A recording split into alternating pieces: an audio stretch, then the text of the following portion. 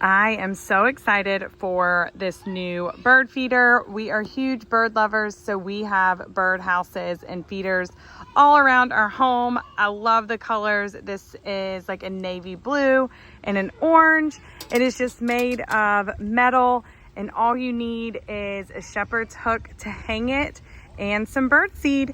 Another awesome feature is that this is squirrel-proof. So if a squirrel was to come up here and perch on this, it's gonna automatically shut. So no squirrels allowed, just for birds.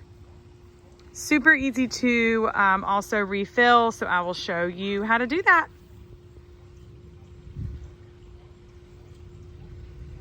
So when you need to refill it, all you do is twist this off. So you just untwist it.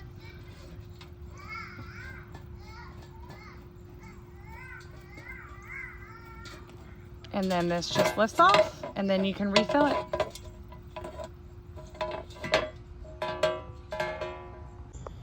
I was trying to be super sneaky and catch the birds on the feeder, but as soon as I started walking over, they will fly off. But it only took them a couple days to realize this new feeder was here, and they are loving it.